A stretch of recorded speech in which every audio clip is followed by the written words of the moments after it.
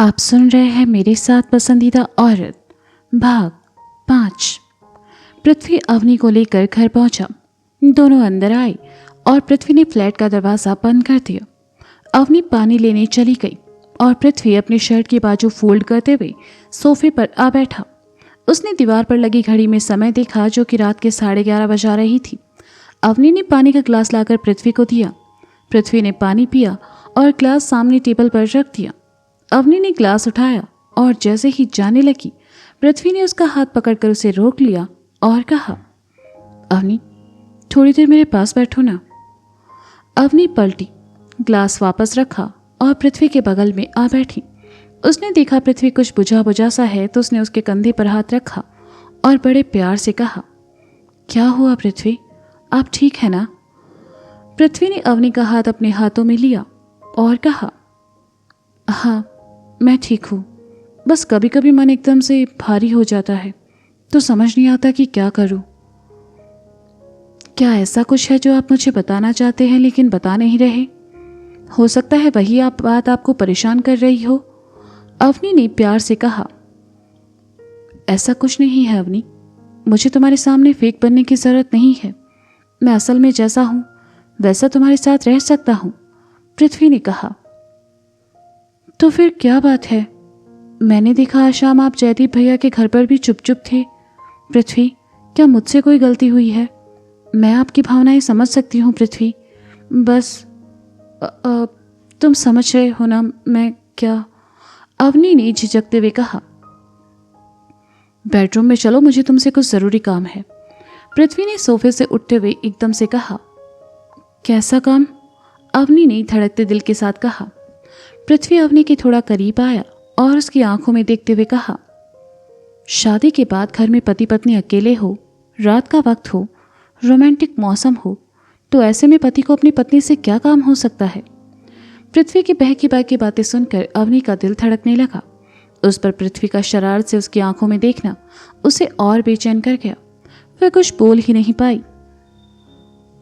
पृथ्वी कुछ देर अवनी की आंखों में देखता रहा और फिर एकदम से पीछे हटा और कमरे की तरफ जाते हुए कहा, जल्दी। अवनी की तंद्रा टूटी। वह हड़बड़ाकर पृथ्वी के पीछे कमरे में चली आई।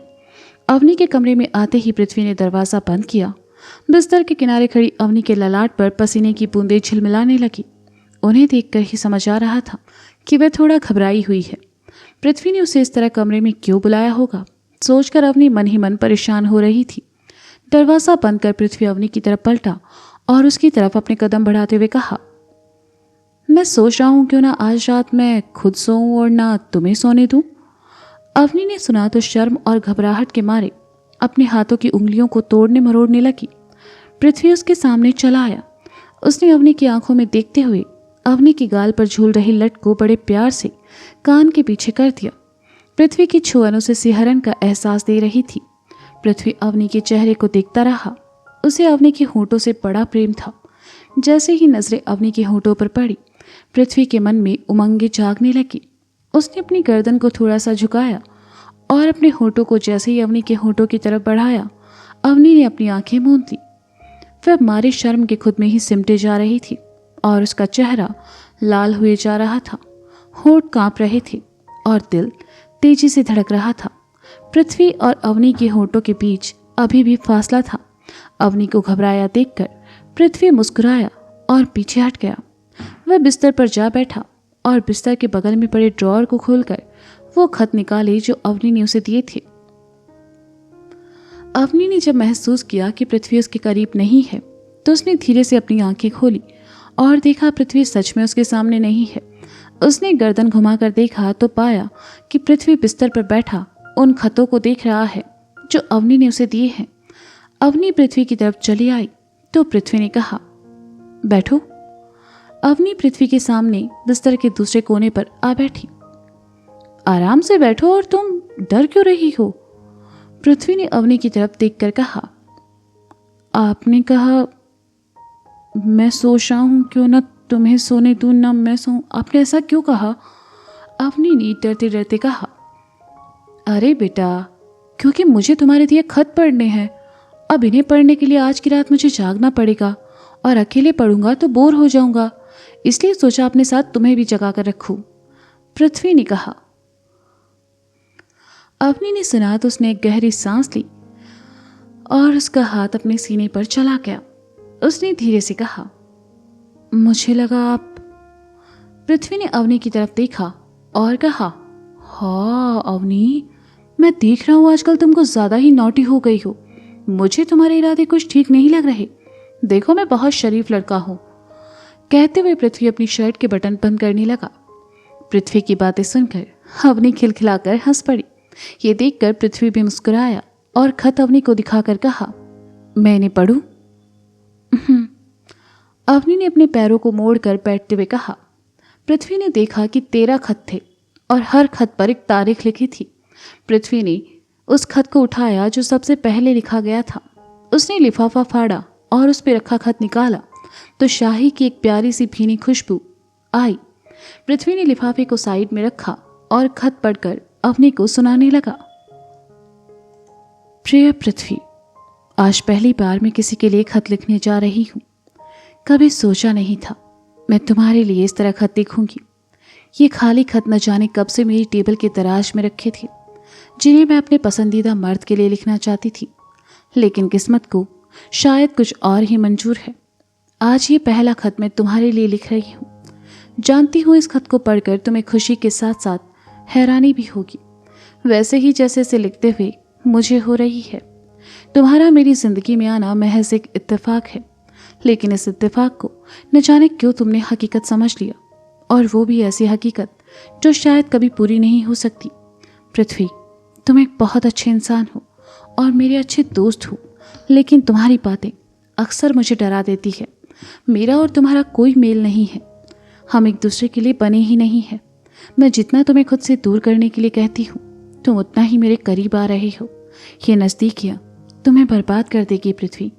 मैं तुम्हारे लायक नहीं हूँ, मैं किसी के लायक नहीं हूँ पृथ्वी।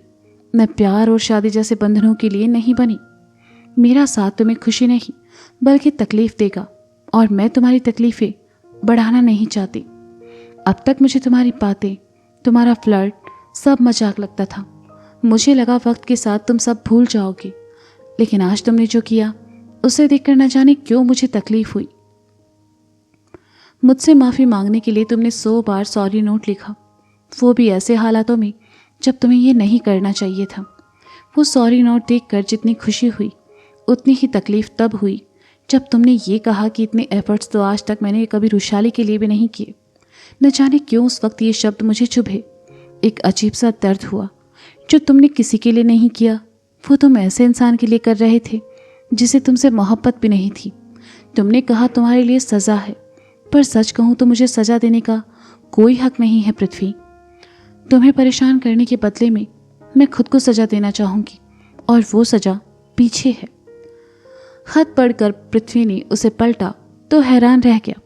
पीछे 100 बार अवनी की हैंडराइटिंग में वही नोट लिखा था जो उस शाम अवनी की जगह सुरभि ने पृथ्वी से लिखने को कहा था, लेकिन अवनी ने यह सच पृथ्वी को नहीं बताया। अवनी का लिखा सॉरी नोट देखकर पृथ्वी मायूस हो गया। उसने सामने बैठी अवनी को देखा और कहा, तुमने ऐसा क्यों किया अवनी? इसका जवाब मैं खत में पहले ही दे चुकी हूँ। उस वक्त मुझे आपको सजा देने का कोई हक नहीं था। जिन मुश्किल हालातों में आपने उसे लिखा वो मेरी वजह से बने, इसलिए मैंने खुद को सजा दी, अवनी ने प्यार से कहा। पृथ्वी की आंखों में नमी उभर आई। उसने खत को साइड में रखा, अवनी के पास आया और उसे गले लगाकर कहा, दोबारा ऐसा मत करना, कभी मत करना। तुम्हारा मुझ पर उस दिन से हक है जब मेरे दिल और दिमाग ने यह तय किया कि मुझे तुमसे शादी करनी है। अवनी ने सुना तो मुस्कुराई। पृथ्वी अवनी से दूर हटा, उसका दाहिना हाथ अपने हाथों में लिया और उसे 4-5 बार चूम कर कहा, सच में पागल हो तुम।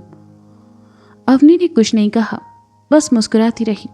पृथ्वी अवनी से दूर हटकर अपनी जगह वापस बैठा और दूसरा खत उठाया। ये खत अवनी ने तब लिखा था जब उसके कहने पर पृथ्वी ने नापसंद सब्जी गवार फली खाई थी। पृथ्वी ने लिफाफा खोला, खत बाहर निकाला और पढ़ने लगा। हर खत की शुरुआत में अवनी हर हर महादेव जरूर लिखती थी। प्रिय पृथ्वी, हर हर महादेव। सोचा तुम्हें खत नहीं लिखूंगी, पर बार बार कोशिश करने के बाद भी खुद को रोक नहीं पाई और आज फिर तुम्हारे लिए ये खत लिख रही हूँ। मैं नहीं जानती ये खत कभी तुम तक पहुँचेंगे भी या नहीं, लेकिन इतना यकीन है कि एक दिन ये सब खत तुम्हारे हाथों में होंगे और तुम इन्हें पढ़ते हुए मुस्कुरा रहे होंगे। पृथ्वी, मैंने आज से पहले तुम्हारे जैसा इंसान नहीं देखा। मैं तुम्हें समझ नहीं पा रही हूँ। मैंने बस मजाक किया और तुमने सच में मेरे लिए नापसंद सब्जी भी खा ली। न जाने क्यों उस पल तुम्हारे लिए बुरा लगा। मेरे लिए ये सब मत करो पृथ्वी। मेरे साथ जिस जिंदगी के सपने तुम देख रहे हो, असल में वो बस एक नर्क है। एक ऐसी जिंदगी में जिसमें तुम कभी खुश नहीं रह पाओगे। तुम जानते हो पृथ्वी, मेरी जिंदगी आसान नहीं है। मैं जिन हालातों से गुजर रही हूँ उसमें अच्छी जिंदगी के ख्वाब नहीं देख सकती। एक शख्स पहले ही मेरा दिल तोड़ चुका है, मेरी आत्मा को झुलसा चुका है, मुझे खुद से नफरत करने की वजह दे चुका है। फिर क्यों तुम मेरे उन जख्मों पर मरहम बनने की बात करते हो? क्यों मेरी बदनसीबी को अपनी ज़िंदगी में शामिल करना चाहते हो? क्यों मेरे गुनाहों को अपना बनाना चाहते हो? मेरे पास सिर्फ सवाल है जिनका जवाब मैं तुमसे नहीं मांग सकती, क्योंकि इन खतों में मैंने वो लिखा है जो मैं तुमसे कभी कह नहीं पाऊंगी।